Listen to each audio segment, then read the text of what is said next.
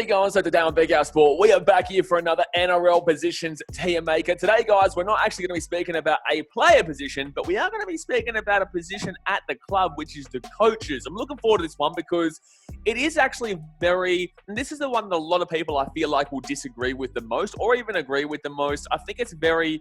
it's ridiculous how different opinions can be in regards to the coaches, whether they're doing a good job or they're not doing a good job, or you're kind of willing to wait out whether they're doing a good job or not a good job. There is always three different sides of people within certain fan bases, within all fan bases, that don't ever agree. And that's the thing that I think this might be the most controversial one, because at least with players, you do have stats to kind of go off, but with coaches, you do have to consider how long they've been there, how long you think they'll be there, whether you got to compare with the other coaches there, and it is a very difficult one to do. So I'm very interested to see how we do go here today. Obviously, we usually get somebody else who's a content creator, but obviously you guys know the big fella Adam. He's a Broncos fan. Don't hold that up against him, but he's here and he's ready to go. How you doing, mate? Good, brother. How you doing? Good to be back. Mate, I tell you what, I'm excited. I was speaking to you before this we started up here, and I said, like, I'm just so excited for this season. You know, it's just been so long. It has been, man. It has been. You got to remember COVID, 2020, we had the extended season. We had the State of Origin late. It felt like we had footy all year, whereas I think this off-season feels like it's gone forever. Well, that's the thing as well, is that, like, for me specifically, as I was saying, like, I haven't been to a game since June of last year because I was locked down in Sydney. And I guess that kind of made it feel like it was even the extra longer kind of deal, because a lot of people weren't able to go to games, and we just had to sit at home. And even though you can sit at home and watch it, for me, it's not the same feeling. So I feel like I've been on an off season since June of last year, to be honest with you. 100%. It's going to be good. Only about a month left to go.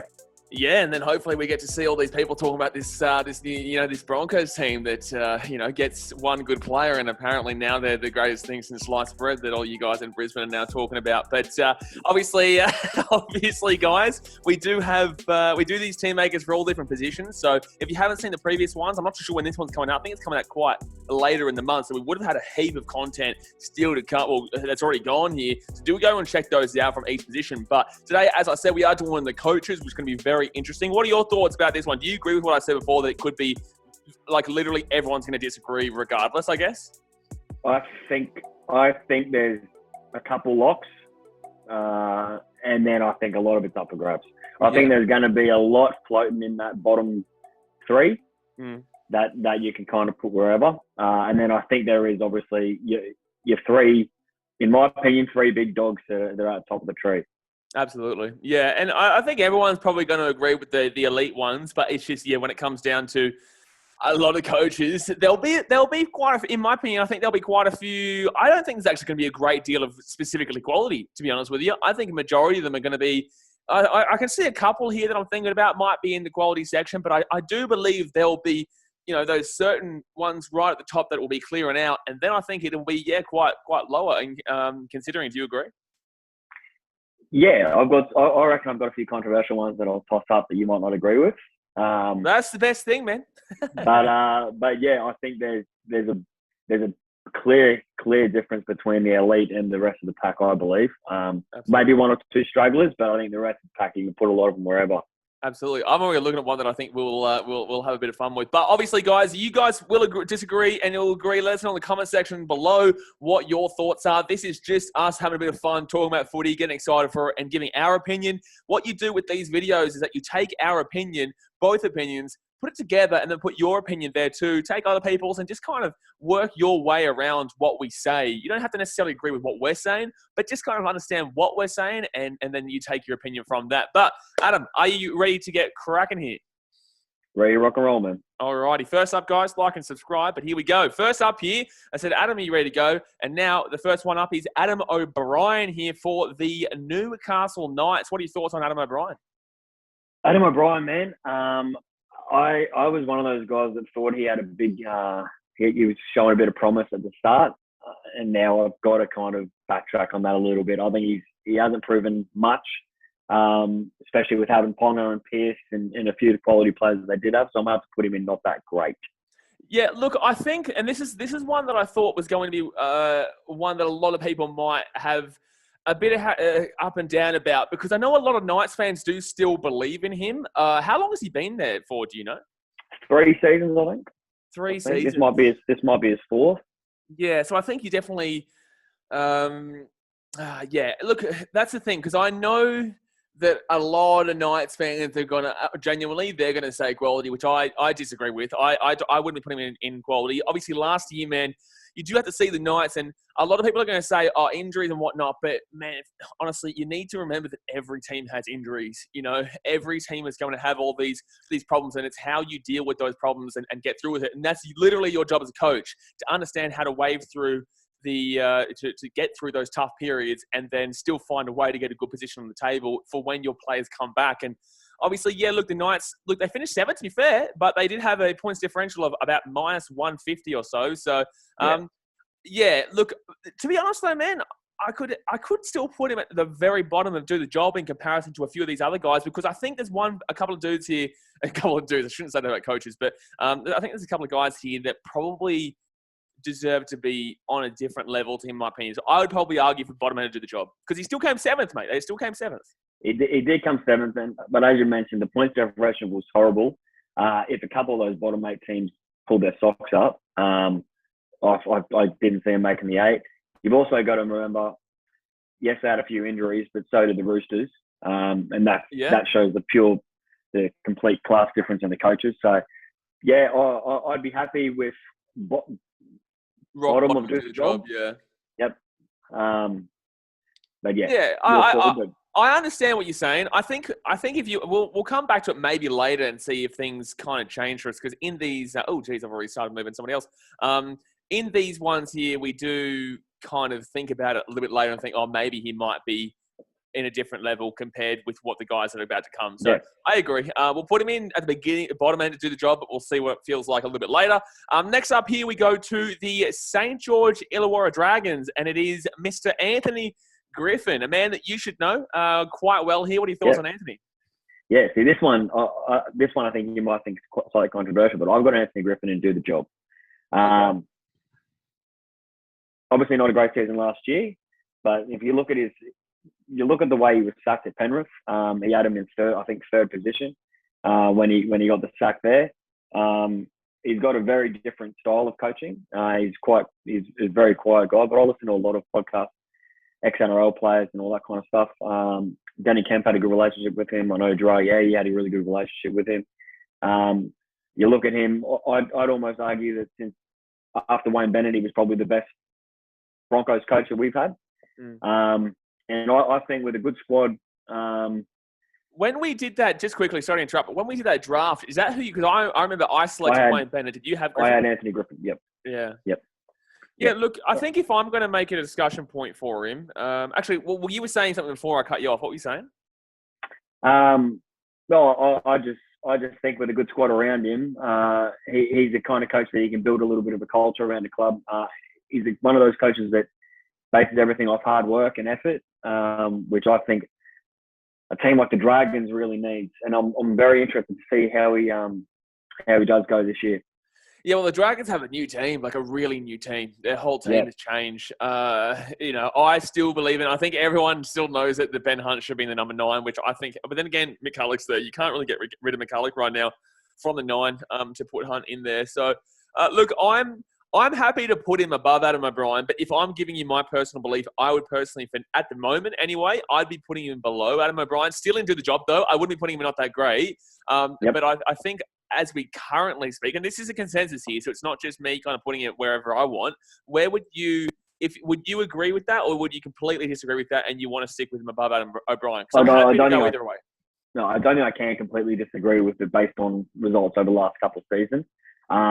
I do think, though, he is more proven in the NRL coaching space that I think he deserves to be a step above. But, based on results from last year, it can go either way. I think because with coaches as well, you're always going to be thinking about their entire career as a whole to know what they have been able to accomplish before. So I think that I'll agree with you, and we'll put him above Adam O'Brien. But yeah, it's very interchangeable between the two. If you want to look at recent success, then you'd be putting Adam O'Brien above him. If you want to look at probably overall and what he can do and what the potential is of what Griffo could do, then you'd be chucking him above. You'd be chucking him above Adam O'Brien. So yeah, we'll put him above for now. Next up here, we'll move to A very difficult one to rate here in Brad Arthur for the Parramatta Eels. You Parramatta Eels. This is a tough one because, look, the Eels are always very competitive nowadays, and he's able to get it out of them in that regards. But in the same sense, do you believe that it should? Because the Panthers team has been obviously fantastic. The Storm are still there. The Roosters are always there. You got the Rabbitohs are always competing, Manly and whatnot. And there are all these really good teams that obviously are holding back the Eels. That's always going to happen. But do you think that he should be hurt a little bit in regards to this team maker because of the fact that he hasn't been able to achieve the success that a lot of Parramatta fans do, feel like they should have deserved in the last couple of years?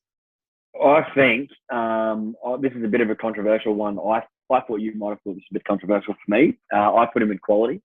This is what I'm saying. I'm not surprised that you're saying this.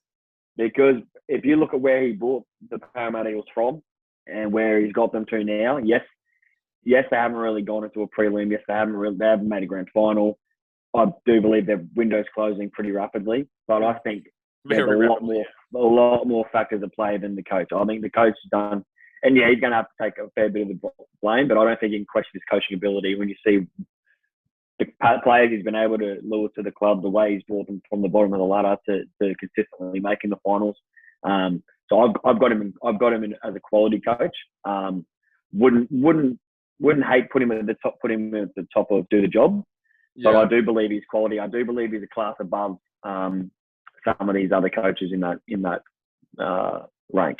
No, I don't disagree, man. I was going to put him in quality. I was thinking between to the job and quality, but I definitely think he's a step above Anthony Griffin and Adam O'Brien from what we've got here. And I definitely wouldn't be putting him in elite because he hasn't been able to achieve that success that I was talking about. But I still think he is great. I think he's still probably going to do the job well at another club too. And even to an extent, say he would absolutely rise the Cowboys into a better position, even though they're looking pretty dire right now. I think you put him there and he still is able to do quite well. It will take time. But yeah, look, I think, as you said, the Eels premiership window has probably, for me, I think this is probably their last year of a window. I think this is their last, yeah. So he'll need to do something really.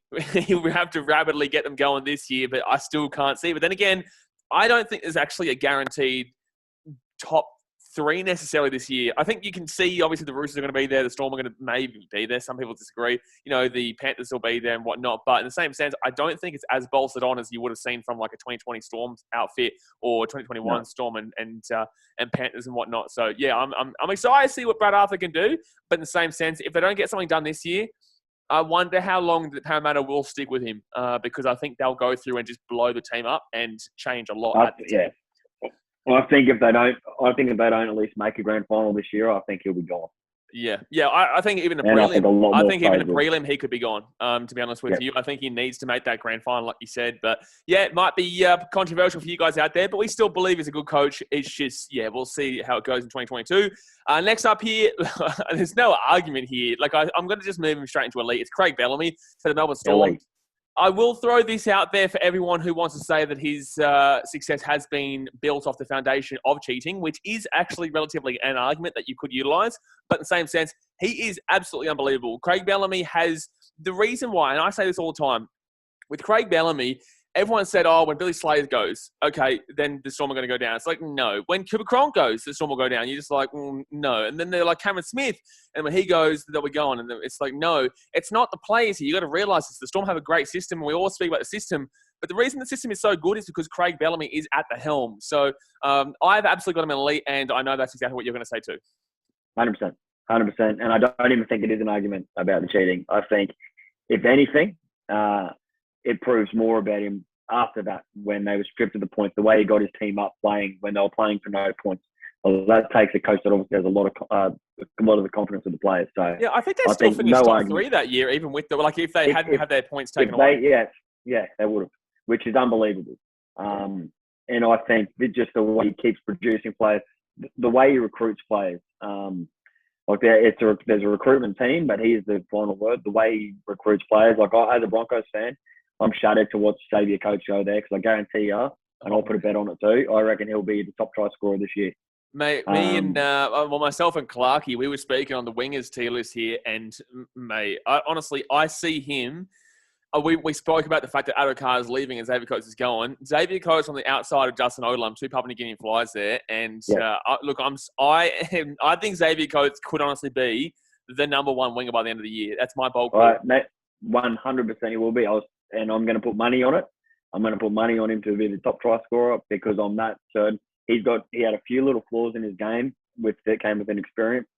You get a coach like Craig Bellamy with him in a full preseason. Oh, he's going to be unbelievable, and that's a testament to the coach. And he does that with he's done that with Justin Olam. He did that with Josh mate, Adokar. look, Nico Hines comes through. When Bill Slater goes, Ryan Pappenhausen comes in. When Ryan Pappenhausen goes, Nico Hines comes in.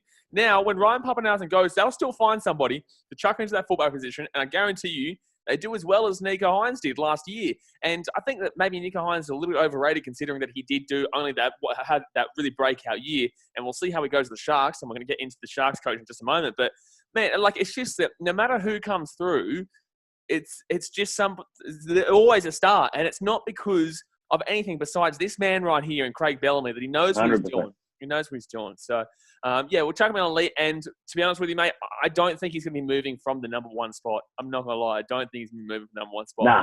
Nah, I think he retires. the best coach in the game. Ever. Yeah, absolutely. There's arguments for overall, but in the same sense, I'm saying ever. Next up here, we'll go to the Cronulla Sharks, the new man in Craig Fitzgibbon. I think, obviously, we can still have a chat about him, but I think there's no way you couldn't put him in put him anywhere besides unproven. 100%. Yeah, unproven. I've got high hopes for him. I think he's going to do really well. He's had some good assistant job roles and done some really good things. So I got high hopes for him. But yeah, you can't. Someone who is literally unproven as an NRL coach, you can't put anywhere else. He was the defensive coach of the Roosters, wasn't he? Yeah. And a gun player too. Yeah, absolutely. He was at the Chooks as well when he was a player. He was. When I'm thinking about Fitzgibbon this year, obviously he's going to the Sharks team. They have a lot of good players there, but there are also a lot of players that it might be difficult to see them get thrown together because you look at that spine. The fullback of Will Kennedy. Number 6 is probably going to be Matty Moylan, or there is Trendle, and then number 7 is Nico Hines, and number 9 is Blake Brayley, or is it Jaden Brayley? I think it's Blake Brayley who's at the Sharks, and that's just such a kind of it's a young spine that is very difficult to read. So I just hope that he doesn't find the same fate that we saw John Morris obviously find, in a sense that John Morris still got them to the 8, and John Morris was still a decent coach, but in the same sense, I understand why they got rid of him and whatnot, but it was just random for him to get thrown out last year halfway through, because I believe they don't sack him there, they make the 8 again, and then Craig Fitzgibbon probably comes into a better situation that is a bit more of a foundation if they had just held out that year. But man, as an individual, I think Craig Fitzgibbon, he has really good potential with his team, but he is a defensive coach. Will he be able to transition it? Because the Sharks aren't the same defensive grindy team they were 5 years ago. I think that's the best thing for him. I think he's going to bring them in, and he's going to steel them up to have that hard defence that they did when they beat Storm and won the premiership. It'd be interesting to see how he goes with the halves because I think he's going to have Nico Hines at 6. I think he'll have Matty Moylan at 7, because Matty Moylan's running game is not there anymore. But it'd be very interesting to see that, and I'm really interested to see how he goes because I think he'll go pretty well. Oh, so you think that Nico Hines is going to go to 6 rather than 7? I do. I think he's more attacking. I think he's more ball running half, and I think Matty Moylan. If Matty Moylan was 100% fit, like he was 6 years ago, I think he'd be the 6. But I don't think he can anymore. I still think that they're probably going to put Nico into the 7, but I can understand what you're saying in regards to why they could put the other way around in Nico into the 6. But I usually find that the 7 is usually the one who will look after a lot more of the structure, and I feel like maybe the structure looker after her, per se, would be more Nico Hines. But anyway, we're getting into more of a kind of prediction. We're kind of getting off topic here. But yeah, Craig Fitzgibbon, unproven. Good luck this season. It's going to be a good one. Next up here, let's move into Desi Hasler. I love this man. I just find him so funny. Even just to, and this isn't in a bad way, just to look at him, you just know how much of a character this man is. Yeah. 100%, man. I believe his quality. I believe his quality every day of the week, on and off the field. Are you saying only quality? Are you not saying potentially elite? He's definitely got the potential to be elite. I'd say low level, but he's very. I put him high quality. Yeah, I'd put him definitely above Brad Arthur. 100%. He'd have to be the top rung in quality. I'd say he'd be the top quality coach in the NRL. I just don't think you put him on the same level as the other guys just yet. Yeah. But I mean, you look at that season last year. They reckon after that first 4 rounds, he signed a contract that said if I get Manly in the top 4, he gets a bonus or he gets something done in his contract. And for you to do that after 4 straight losses on the trot and then have the season you've had, yes, you got players like Tom Trbojevic having the season of a lifetime, but that again comes back to the coach and the game plan the coach sets for those players. So, man, another season like that, and they get a premiership. You know what? I might put him low elite actually. Yeah, because the thing is that you've got to remember he was the coach of Manly in 2008 with the 40-0, wasn't he? Yeah, and I do believe he also, correct me if I'm wrong, but was he the coach that took the Bulldogs to the grand final against the Rabbitohs 2014? I'm going to Google that one right now in 2014. That could be a shout. I'm not too sure. I think he might still been at Manly because he was at Manly still in 2011 when they won again. 2014 Canterbury Bulldogs coach. For some reason, I'm feeling like it's a no, but it could be absolutely a yes. How long did he stay there for? He might have actually. He was. Yeah, he was the coach. Des Hasler was the coach there at the Bulldogs in 2014. So he's done it on multiple times at multiple levels, man. And honestly, and the reason why I would say I would have made an argument for bottom elite is because I think there's too much of a gap. I think the gap between right now Craig Bellamy and Des Hasler is less than the gap between Des Hasler and Brad Arthur. Yeah, I agree. I agree with elite. I've changed my mind. Yeah, we'll chuck him into elite there. And, I think Manly this year is going to be an interesting team as well because we don't know if Trbojevic will be able to go and do exactly what he did last year, which could be, I guess, putting disappointed feelings into the Manly fans considering that how good of the season he was the year beforehand. But, it's going to be great to see Manly this year. Next up here, we go into the Penrith Panthers, and it is Ivan Cleary. Now, I think that coming off a premiership, I think you've just got to simply put him in the best of the game right now. 100%. Not only the premiership, I think the year before, the season they had the year before, the way he brought that young squad together. I agree, 100%. I'd be putting him between Craig Bellamy and above Des Hasler. Yep. But on career-wise, just to clarify people out there, career-wise, I'd be putting Des Hasler above Cleary, but I think that right now, I'll be putting Cleary above Hasler. Yep. Yeah, there you go. All right, I think that's a pretty simple said. Obviously, this Panthers team as well, just for everyone out there as well, this Panthers team has gone from a real struggler. They had some tough times the last 10 years, and as soon as Cleary came there, he came from the Tigers, didn't he? Yeah, he left the Panthers, went to the Tigers, came back. That's right, yeah. And I mean, like I said before, Anthony Griffin had him in a relative spot, but I never saw them winning a grand final. And I admit I never saw them winning a grand final at the start of last year. This year, 2021, because of what they did in 2020, I truly believe they could have won. And that's all because of Ivan Cleary, I believe. We'll just throw it out there. I called Panthers Rabbitohs grand final from the start and only got one wrong tip in the finals. So I'm just saying I did pretty well last year for myself. But, I tipped Panthers and Rabbitohs at the beginning and I had Panthers to win it because I just think that, Ivan Cleary is a great coach. They've got a great setup there and they're just such an attacking team. I love to watch it. But, we'll chuck them underneath Bellamy in between Desi Hasler. Next up here, we go to the new man at the Rabbitohs. Obviously, Wayne Bennett is gone to Redcliffe for the 2023 season. And I think he's gone this year because he wants to kind of help set up for that year for when the new team comes in. And you're, as a Wynnum fan, obviously you love that Redcliffe are now there. But obviously Jason Demetriou from the Rabbitohs. What are your thoughts on Jason going into the season? Because I think we all know where he's going to go here. Well, he's got to go unproven, like we said before. But my thoughts, I've got high hopes for him, man. He's unproven. Obviously, he's an NRL coach, but he has been in the systems before. But he also he coached the Pride. I believe he coached the Pride in the Q Cup. 2013, 2014, somewhere along there. And I think we won our first Queensland Cup team won their first state championship under Demetriou, and that was for Pride. I think he's a much different character to Wayne Bennett. My only concern is the Anthony Seibold factor.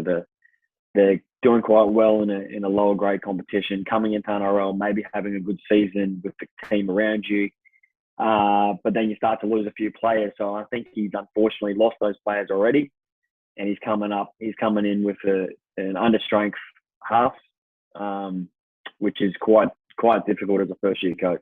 I will also say as well, if you go and have a real look at it, similar to, I guess, Alex Ferguson with Man United, Wayne Bennett is the king of leaving at a time that he kind of thinks the club might be going downhill.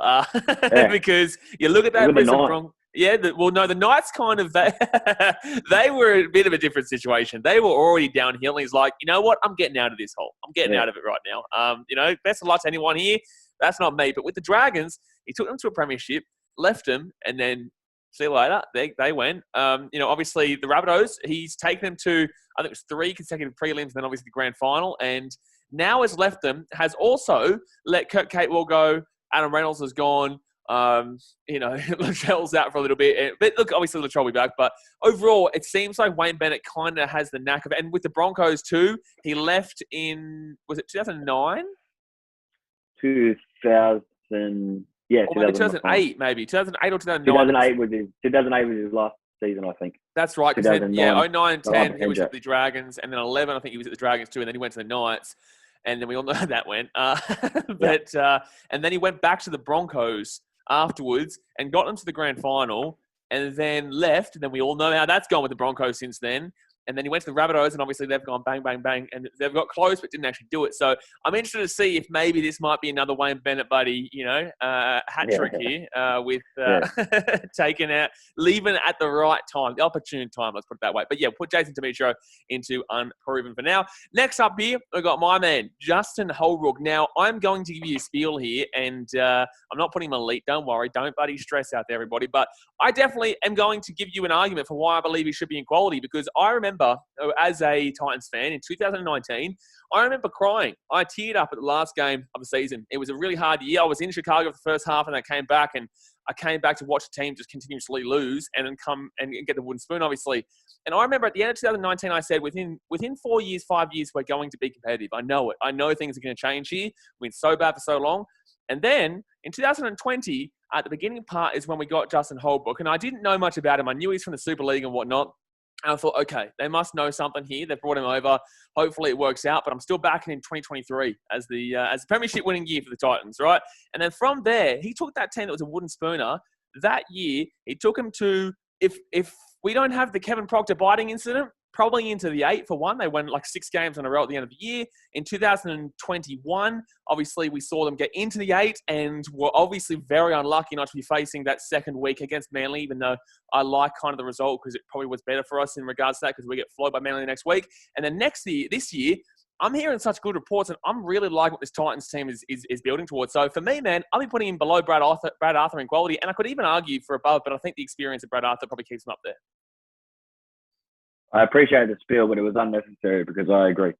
Oh, well shit, man. Well, so I think a lot of people out there are going to be, say you're a Titans 100%. No, 100%. I agree, man. I don't need to put above Brad Arthur because of the consistency.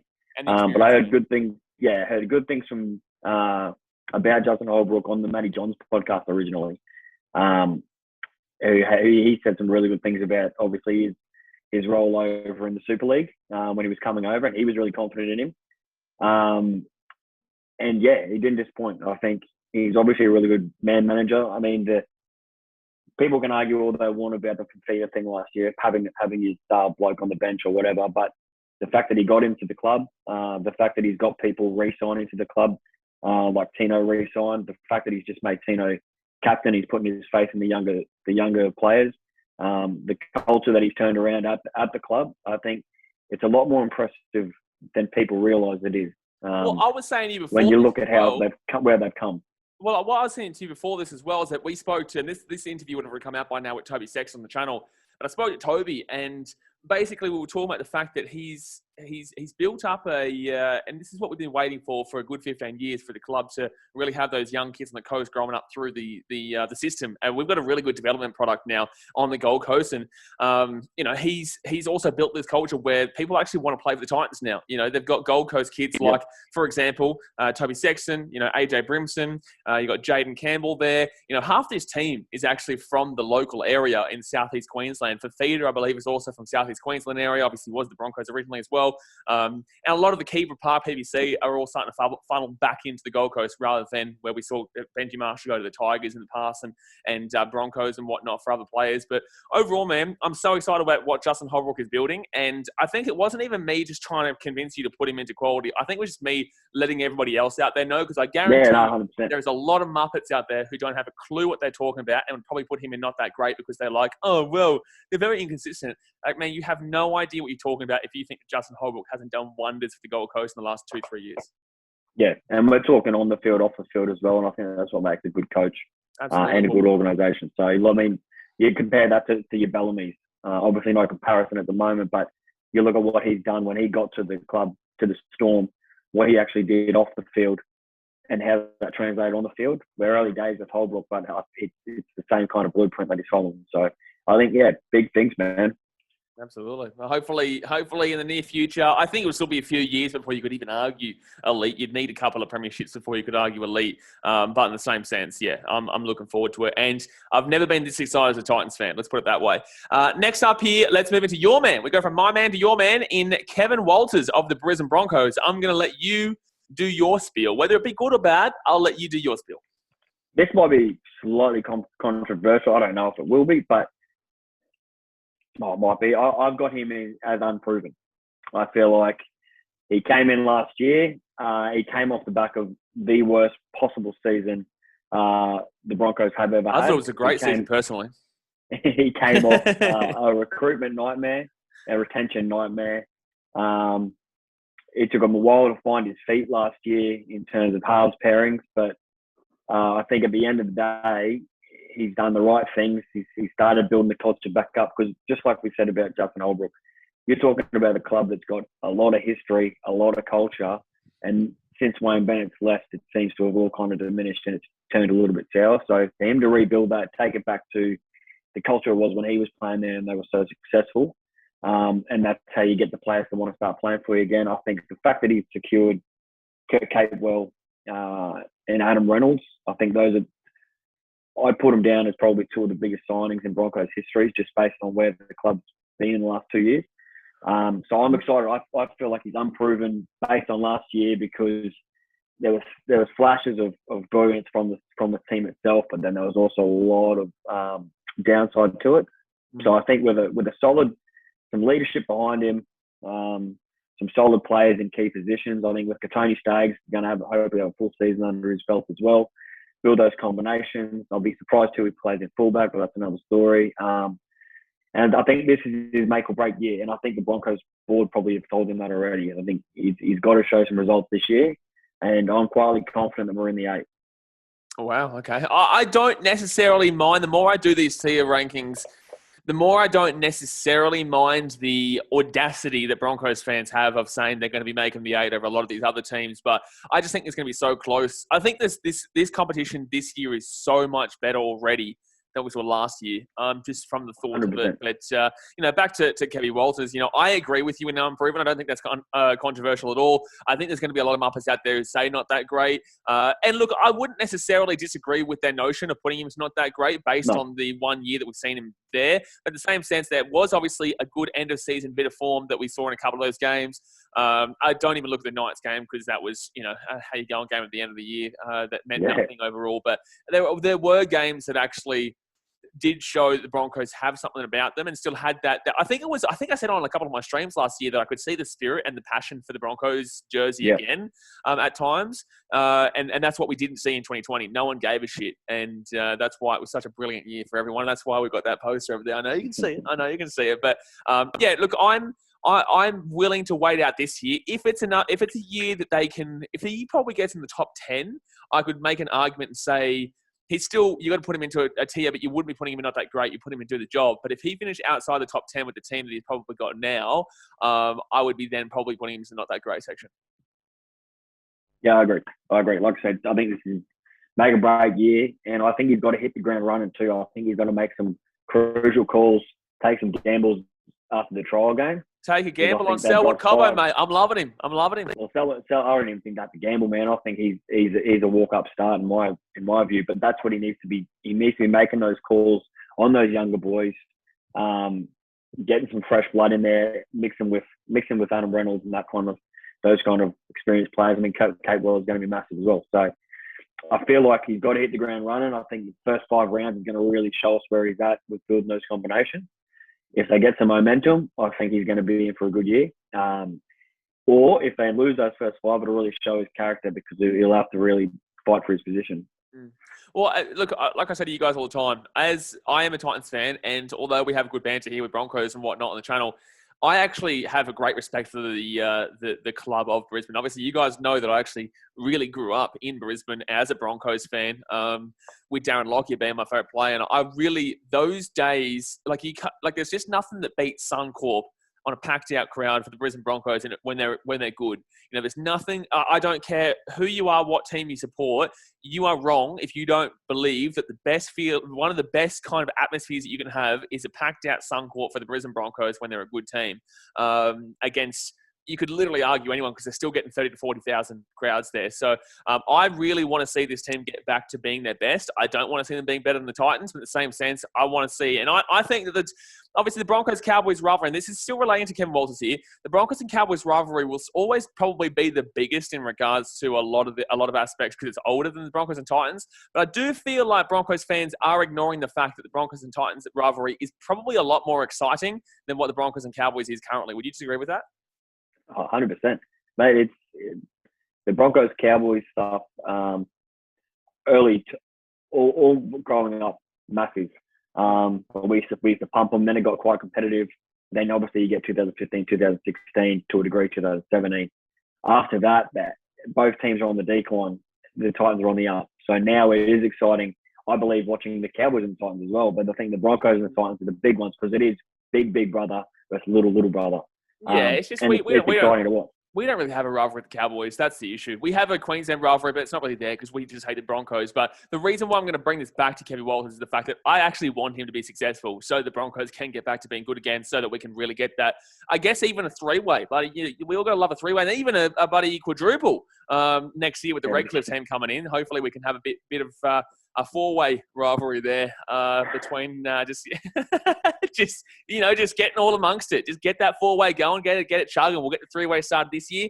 Next year, the 4-way can start getting a move on. But yeah, we'll put them Unproven, and I'm actually hopefully backing them in. Next up here, we're going to move into a very controversial one, a very tough one to rank here, and that is Michael Maguire. Obviously, did win the premiership for the Rabbitohs back in 2014 against the Dogs, as we mentioned before. But he's now at the Tigers, and I think if you're going to put him for the amount of swear words that he uses, then we put him in elite, above probably, maybe not above Craig Bellamy, but he would definitely be in the elite category for swearing. And there's a good reason for that, because the Tigers are terrible, and there is there's still, I don't see them finishing above the bottom 4 this year. I've got him getting a spoon. Yeah. So, this is the thing. He has a history, though. Like, how do you rank him? I don't know, because he's a tricky one. 2014, obviously, he was great. 2015, he was still coaching well. All the noise around him last year from the players and that kind of stuff. I mean, obviously, Joe Leilua, and then the talk around that. You got to kind of think, has he still got the backing of the players? I think this is going to be interesting to find out what does he have to change his style, his coaching style. You see that documentary with him. He's pretty tough. He's pretty emotional, but that you got to kind of move the times a little bit. You look at the Craig Bellamy, the Ivan Clearys, and that kind of stuff. They're tough, but they can have a bit of a laugh, and they have a lot different coaching styles. So it'll be interesting to see how Maguire goes this year. But I don't know where to put him. Like, the thing is, we both know that we're not even looking. I think we both know where we are leaning towards right now, and it's very. I've got him written down somewhere. Yeah, you've got it written down and not that great, haven't you? Yeah, I've got him written down, not that great, which is it's hard, but I can't really put an argument. 2014, yes, that was 8 years ago.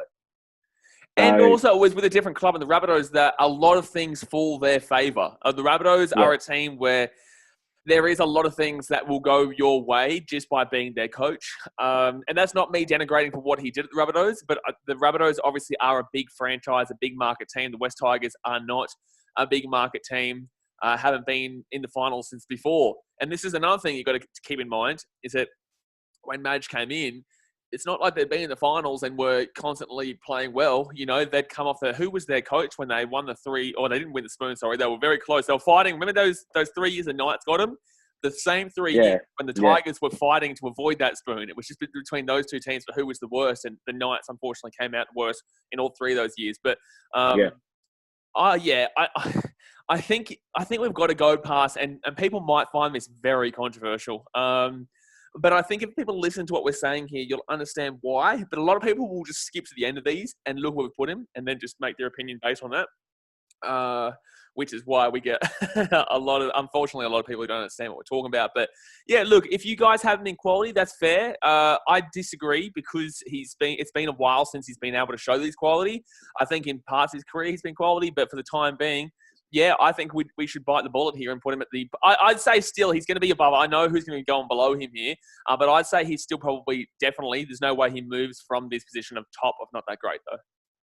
Yeah, I agree, and I will say I'm interested to see how with Tim Sheen's there this year, helping him out a little bit in a coaching administrator or whatever his position is. I think that takes a bit of pressure off him, and hopefully we'll see some results off the back of that. But I don't know, they haven't recruited well, they haven't retained very well. Look, you go and have a look at that season back in 2020 when they got close to the A with Harry Grant there, and then Harry Grant left. Like, how much do you now attribute that to the fact that was that Michael Maguire doing his job to get them there, or was that simply Harry Grant, and having a very incredible hooker there that really helped him and benefited a lot of the team? Because honestly, you took them out and they've gone back to being the same old terrible team. So look, I think for now, we'll bite the bullet and we'll put him there. Guarantee the comment section will go off though. So let us know in the comment section, guys, what your thoughts are in regards to that. But yeah, interesting to see kind of how everyone thinks about him. Next up here, we go to the New Zealand Warriors here, and we've got Nathan Brown. Nathan Brown's been at quite a few clubs, hasn't he? Was he at Parramatta at one stage, the Knights at one stage, maybe? Yeah, he's a journeyman. And I got Nathan Brown's also tricky because he's kind of a Mr. Fix-It kind of guy. So he's never. I don't see him as a coach that's ever going to take a team to a premiership. But I do see him as a coach that can come in and fix fundamental. I think he's a really good signing for the Warriors. But he's a coach that can come in. So he came into the Knights. They had some big fundamental issues. They had horrible recruitment and retention. He's sucked all that up, worked through all that, got them to a place of being nearly competitive, and then kind of moves on. So I feel like he's going to go to the Warriors when they've got Shawnee Johnson back there. He's a half, so he can do a lot of work with the halves. He's an intelligent guy too, so I don't know where to put him though. I think you've got to put him probably not that great, but I also wouldn't mind putting him. I was actually going to argue for do the job. Yeah, well, I've got him written down in do the job, but people are going to say his results probably don't dictate that. Yeah. But actually, was he the coach of the Knights when they won those 3 spoons? Yes. Yeah. Yeah. It's tricky. It's a tricky one. But you got to remember, he came off the back of Wayne Bennett's disaster from the Knights, like the backdated, the back-ended contracts, the long contracts, the signings of injured people, players, and that kind of stuff. So, he didn't really inherit a really great roster. But in saying that, I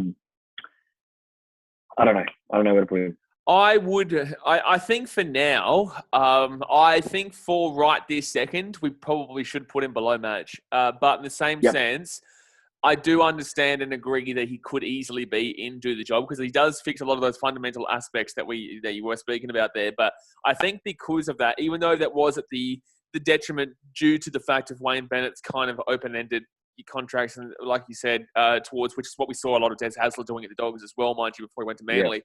Yeah. But yeah, I think that I'm not letting Trent Barrett off. Don't you worry, we'll get to that man in a second.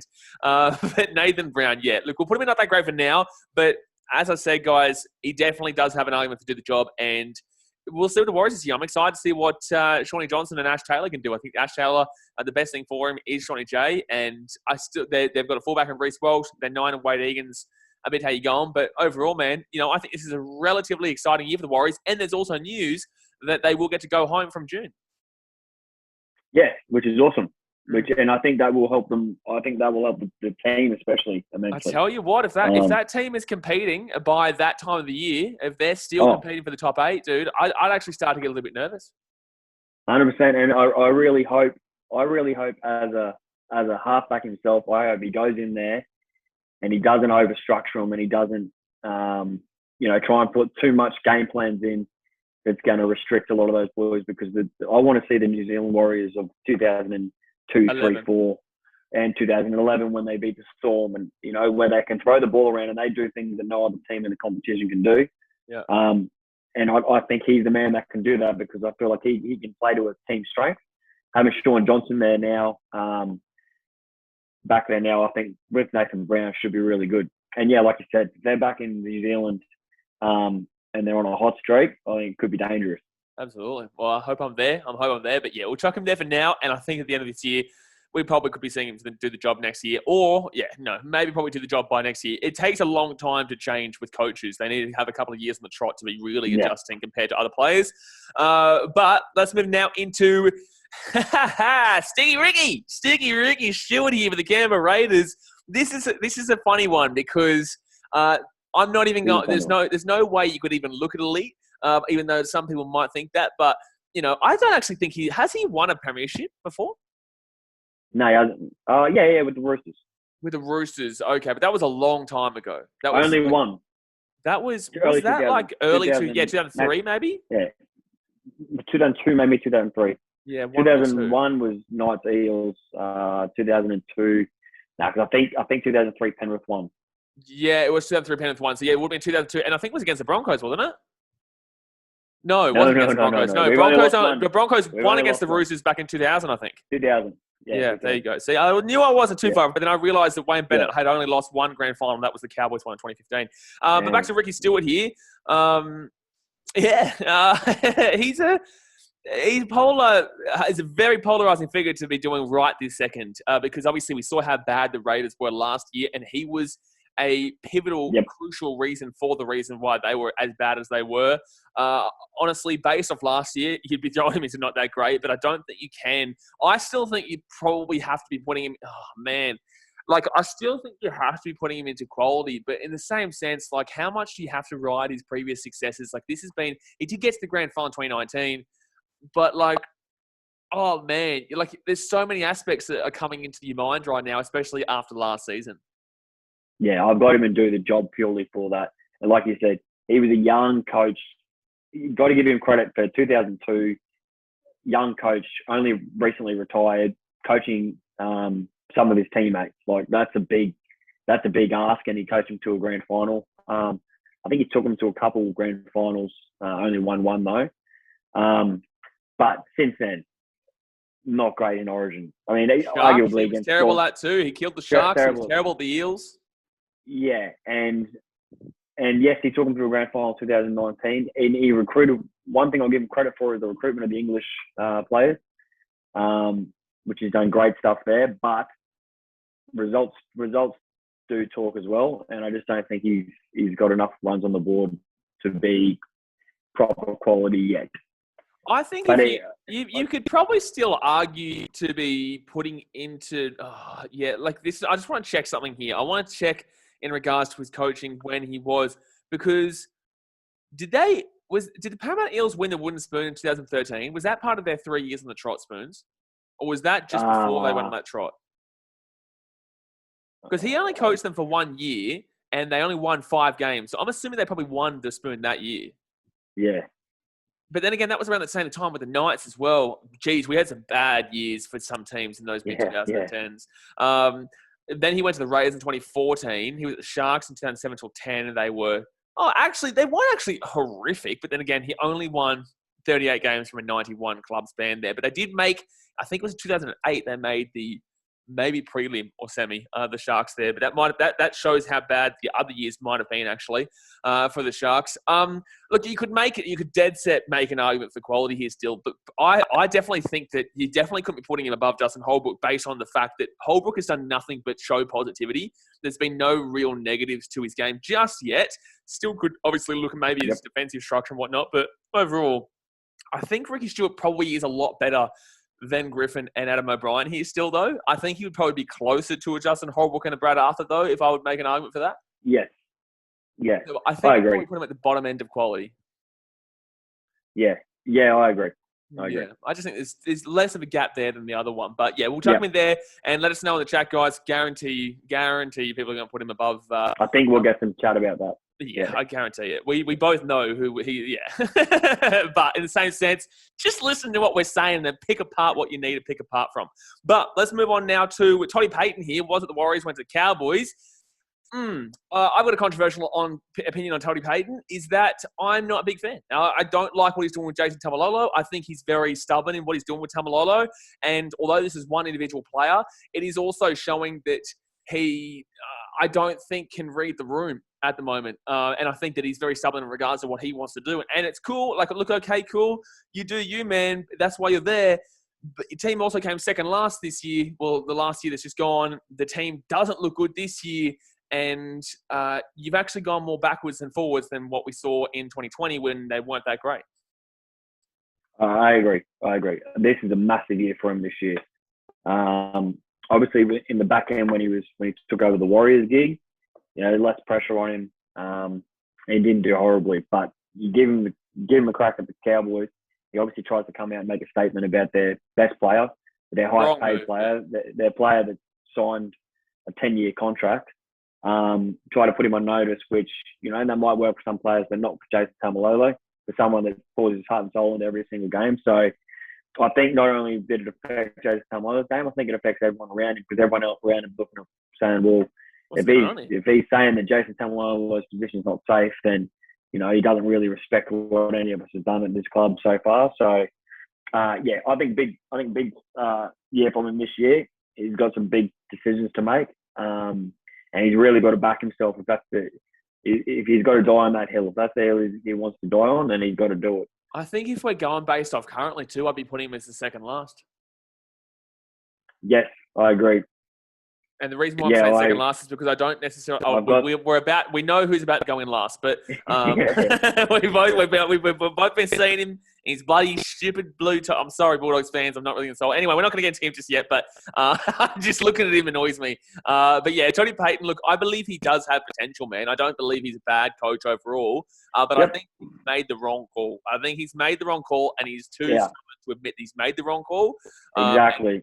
Stick with it. And I think the good coaches know when. I think Craig Bellamy over time would have made bad calls and then rectified them because he realised they're wrong. Same with Ivan Cleary, same with Jesse Hasler. Even to an extent, maybe Brad Arthur, and we haven't seen too much from Holbrook yet. Maybe Ricky Stuart is in the Todd Payten category here with the fact that he's very stubborn too, but at least he's got a bit more proven quality there. But yeah, look, I think he can move up, but I just couldn't be putting him above Nathan Brown or Madge right now, because I think that even a lot of people could say that's pretty harsh for them to be down there, but they have to be there. Yeah, no, I agree. And like I said, he's made that call, and it was 100% the wrong call. The fact that he needs to either own it and say, righto, well, I agree with it, let's play on, or he needs to come out and say, no, I apologise, I take it back, I wasn't right. But either way, whatever he does, he needs to stand by it. I think it's going to be a long season for him. Absolutely. All righty. Next up here, we get to Trent Barrett here, Mr. Trent Barrett. Now, I'm going to say, and I didn't mean to say stupid blue top, because I actually don't mind the Dogs. I don't really have any hate towards any team. I would love to see the Dogs actually go and do something, but I still feel people are overrating them significantly right now. I think there's still a bit of time and work to be done with that club before they get to something really significant. And I still think they're a bit of a how-you-going club being thrown together with a couple of rando players from here and there. But in the same sense, I've never, ever, ever, ever, ever rated Trent Barrett. I thought he was horrific at Manly. I thought he went to the Panthers and was an attacking coach in a team that was already an attacking-minded team. You know, that was what the Panthers were already kind of known for. And then I think he got the credit from that. And that, look, I thought Trent Barrett was a great player. I do. I think he was a great player. And then he's gone to the Dogs now, and he's been absolutely shocking. He's been shithouse. I'm sorry, but it's the truth. He's not good. He hasn't done anything good and nothing to prove it. And I think if he doesn't do well in the first 5 games here, he probably gets a sack. So I'd be putting him at the bottom and not that great. And look, I don't think there is an argument for if you're going to tell me that he's better than fair, but like I don't agree. I got him rock bottom. Absolutely. He's done one good thing. The one good thing he did was identify some talent at Penrith and get Matty Burton to the club on a really good deal for the club. Probably a shocking deal for Matt Burton, which we'll find out this year, but we'll see what happens. But I think that's a positive that he's brought, and he's recruited quite well this year. I think they're going to struggle on the forwards, but it'll be very interesting to see how he goes with the team that he's kind of constructed. And like I said, I give him 5 or 7 rounds to really make a mark. I think if they win 3 out of those first 7 or 8 games, I think he might be a chance of sticking around.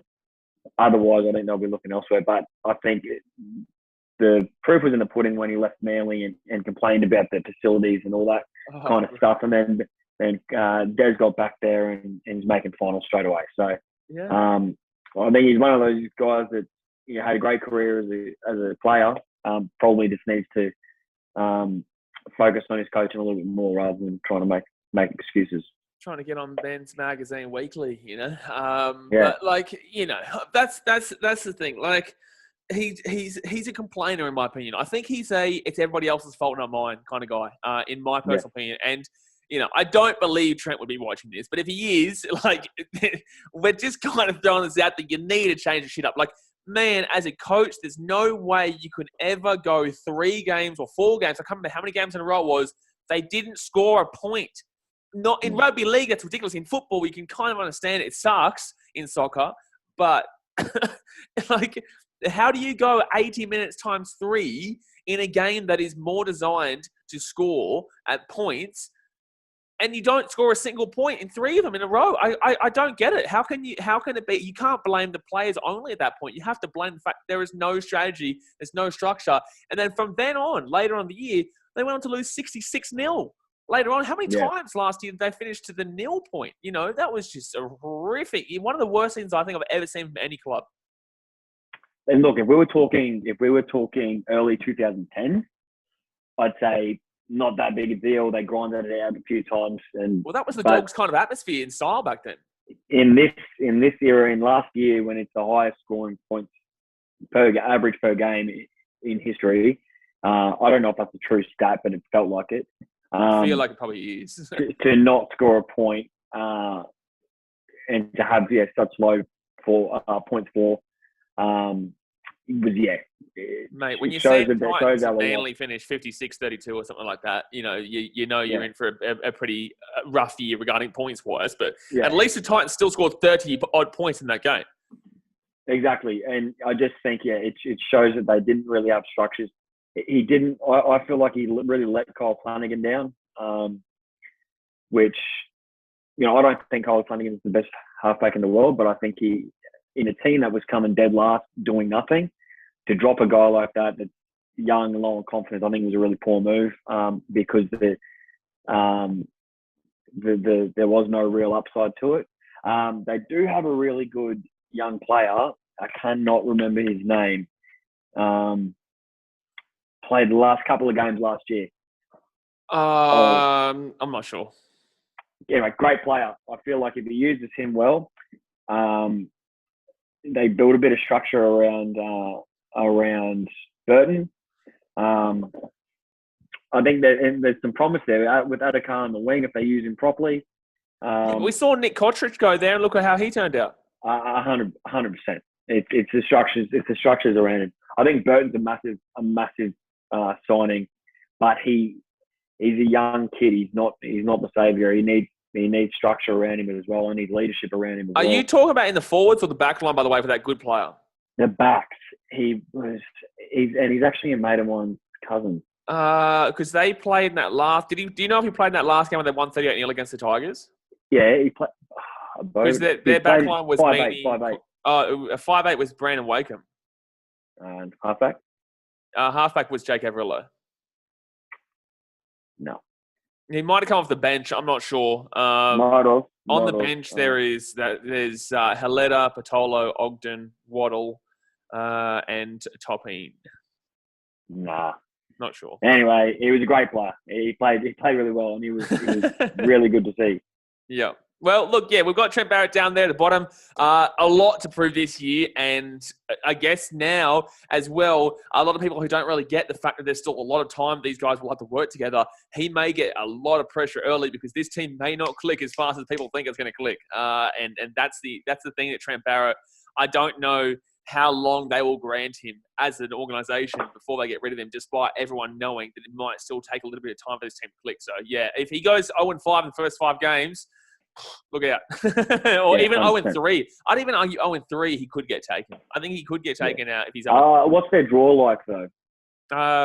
We'll have a look. If their first 3 are the Roosters, Panthers, and Storm, different story. If their first 3 is the Cowboys, the Tigers, and the Dragons, then yeah. First game is against the Cowboys in North Queensland. Second game is against the Broncos at now newly Accor Stadium, which I believe is ANZ, or Telstra, saying whatever it is. And then the third game is against Manly Seagulls. Fourth game is then against the Storm. And then the fifth game is against the Panthers. Oh, shit, that's a really tough final 3 games. But the first 2 games, though. If I'm Trent Barrett, I need to win those first 2 games. Oh man, if he goes 0-5, you can't. I know that the Manly, the Panthers, and the Storm game right there just is terrifying. But I think you desperately need to win those first 2. Otherwise, you're probably gone. 100%. He'd be knowing if I don't beat the Cowboys and the Broncos, I'm done because I've then got 3 of the top probably 4 teams in the competition. I think the max they can probably go there is 2 from 3. I don't think they can possibly go anything more. And I would probably back in a 1 from 4, to be honest. And I think the pressure will already start to mount. But we are starting to get a bit more into the prediction again. I know. In the same sense, Trent Barrett, a lot to prove this year. But next up here, which is the last one, is Trent Robinson here. And I don't think there's anywhere to argue besides Mr. Elite. Elite, 100%. And I'll put him above Cleary, below Bellamy. I've got him below Bellamy, man, and he's young. Like I said earlier, I think Wayne Bennett has stakes to being the greatest coach in the NRL era. I think Craig Bellamy will retire as the most successful coach, but I think Trent Robinson's got a lot of years ahead of him, and he is a very, very successful coach. And I think he's got every chance to overtake both of them. And he's got nothing that really tars his name either. Like, obviously, with Wayne Bennett, you can look at the fact that night situation and also the fact that when he leaves, then the club goes downhill and whatnot. With Craig Bellamy, obviously, we look at the 2008 through 10 saga with the salary cap and whatnot. With Trent Robinson, I can't give you a bad thing that's happened, and yet he's just constantly performed. Yeah, 100%, man. And look what the Roosters did last year. They had about 1 billion injuries, and they still fought their way to. Well, they got pumped by Manly, and they probably should have got beaten by the Titans. But overall, they still got their way to 5th place. Man, finals or not, to finish the season in 5th place, with the injuries they had when they kept dropping like flies, man, I wrote them off early. I said they won't even make the 8. Then every week they're winning games, and it just showed. And that all comes back to the coach. A lot of people say, it's the heart of the players, but that is all instilled by the coach. The coach is the one giving you confidence. The coach is the one giving you strategy. The coach is the one with the game plan. The coach is the one that threw Sam Walker a jersey when he probably wasn't physically ready. They were actually incredibly unlucky not to make the top 4 too. 100%. And that all comes back to risk from the coach and identifying talent. Everything he's done, I can't argue with. I think he's got big future. Absolutely fantastic. How old is he? Just before we move on, how old is he? I don't know. Now he'd be in his 40s, I'd say. Yeah, because young I actually had this for a conversation coach. at the dinner table tonight. I was asked how old Wayne Bennett was, and I guessed at 72, and he is actually 72. Yeah, yeah. But And Trent I Robinson, believe go on. I believe like Craig Bellamy's in his 60s, I believe. And Yeah, Trent Robinson's 44. Yeah, Trent Robinson is 44. Yeah, Trent Robinson is 44. Craig Bellamy, age-wise, is probably, I'd like to say late 50s maybe. Oh, no, he's 62. You're right. He's 62. So you look at Trent Robinson, he's got another 25 years of coaching if he wants to. Oh, mate, that's which is outrageous. Yeah. That is outrageous, man. I'm actually excited for that. Like, good on your Roosters, good on your Chooks, because even though you haven't really, I know Chooks fans will talk about some years where they weren't that great, but you haven't really understood how it is to be shithouse at any stage in recent memory at all. Besides maybe 1 year in 2018 maybe, or 2017 where you struggled. Mitch Pearce got suspended. I think that was the year. Yeah, besides that, they don't know, and like, good on them, man. They are a club that you just have to respect. You just simply have to respect it. Like, and the Roosters, the Roosters when I was a kid, when I was early 2000s, they were like the Storm to me. They didn't win the premierships, but they were in the finals every year and making grand finals more often than not. They kind of got away with that towards the end of the 2000s, but obviously have never really sunk to the depths of wooden spoon too many times. But I think what Robinson's done in his time there has been amazing.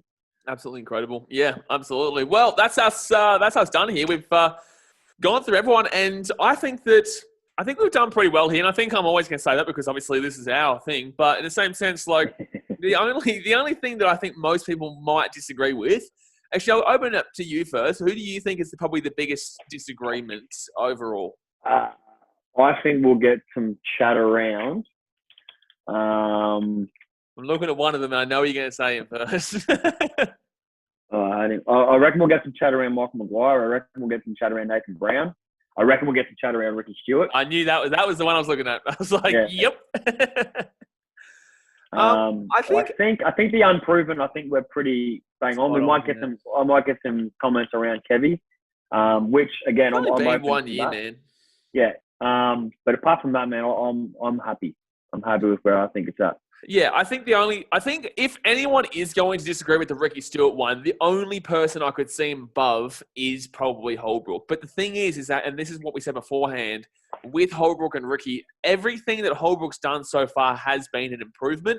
Everything that Holbrook has done has been a positive. You look at everything that's going on with the Titans right now, and they are on the up. I don't care about what Muppets are saying right now about them regressing because I don't believe that. I just feel like the lower end of competition has improved, which will make it tougher for the Titans, which might mean they finish potentially lower, but I don't think that's because they're regressing as a team. I just feel like if anything was to happen in that regard, it's because the rest of the competition below has improved in the likes of the Broncos, in the likes of maybe you could argue the Dragons with their team. The Sharks, obviously, you could argue the Raiders, but I still don't feel them this year. So the point, this is what I was arguing, and I feel like Adam agreed with me here, and that's why he's here, in the sense that it's only been positive with Justin Holbrook so far. So, yeah, that's how I would distinguish that one. But, yeah, with Madge, yeah, people are going to say he's probably up there, but it's been 8 years since he last won that premiership. Yeah, 100%. And that's the reality of it all. So, absolutely. Yeah, I'm happy. I'm happy where we are. Well, there we go, guys. That's us here done for today. Obviously, we stream here pretty much every single game. But this year, I'm going to be doing a lot more of the vlogs again. I'm so keen. I'm going to be back on the Gold Coast when this comes out, probably next week or in a couple of weeks' time before the NRL season starts. I'm so excited for the NRL season to start, as I am assuming Adam is. Obviously, thanks for coming on here, champion.